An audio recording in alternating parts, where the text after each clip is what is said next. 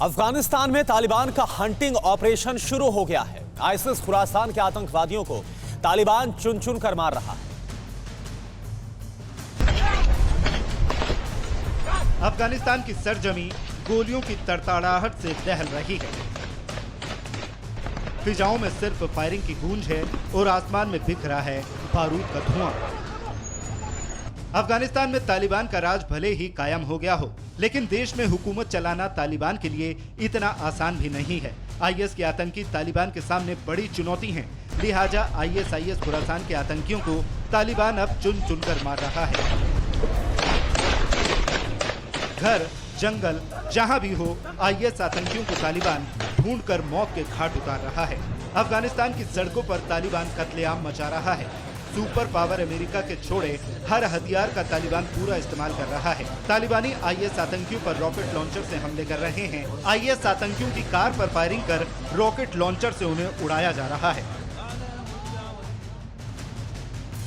पंजशीर में 350 तालिबानियों को मौत के घाट उतार दिया गया है और 40 से ज्यादा लड़ाकों को बंदी बना लिया गया है। ये दावा नॉर्दर्न अलायंस ने किया है। तालिबान का झंडा पूरे अफगानिस्तान में लहरा रहा है, लेकिन पंजशीर में उसे 1 इंच भी जमीन नहीं मिल पाई है।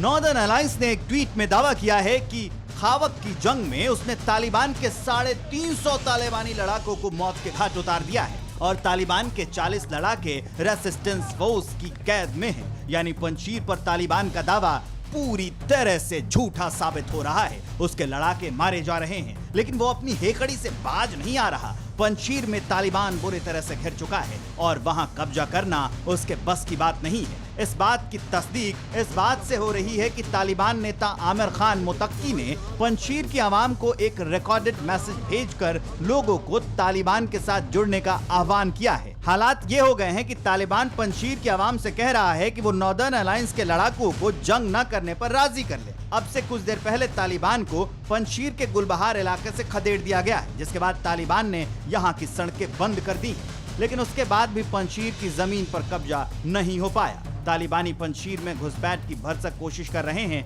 लेकिन कामयाब नहीं हो पा रहे। अफगानिस्तान में तालिबान राज से भारत की चिंता बढ़ गई है। चिंता की बात है कि आईएसआईएस खुरासान में 25 भारतीयों के होने की भी खबर है। इन सभी को पाकिस्तानी आतंकवादियों ने ट्रेन किया है। आईएसआईएस के क्रूरता जिसका कानून है, कहर जिसका ईमान है, बर्बरता जिसका विधान है, ऐसे आतंकियों के खेमे में 1-2 नहीं बल्कि 25 भारतीयों के शामिल होने की खबर है। आशंका है कि ये सभी आतंकी अफगानिस्तान के नांगरहार में हैं। जैसा कि आपको पता है, पिछले दिनों तालिबानी लड़ाकों ने काबुल पर जीत के बाद अफगानिस्तान की जेलों में बंद हजारों लड़कों को रिहा कर दिया था। इन्हीं लड़कों में वो 25 आतंकी भी शामिल हैं जो इस्लामिक अमीरात ऑफ अफगानिस्तान में आज आजाद घूम रहे हैं।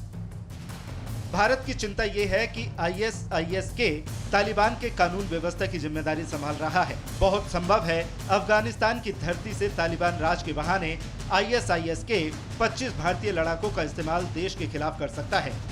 आईएसआईएस के में शामिल भारतीय आतंकियों के बारे में ये भी कहा जाता है कि उन्हें अफगान पाक बॉर्डर पर ट्रेनिंग मिली है। सभी को आईएसआईएस के मनसीब आतंकी ने रिक्रूट किया था। आतंकी मनसीब आईटी एक्सपर्ट है और पाकिस्तान का रहने वाला है।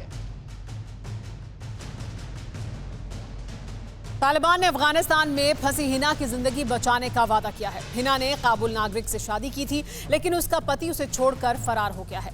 विदेश मंत्रालय ने भी पूरे मामले में संज्ञान लिया है।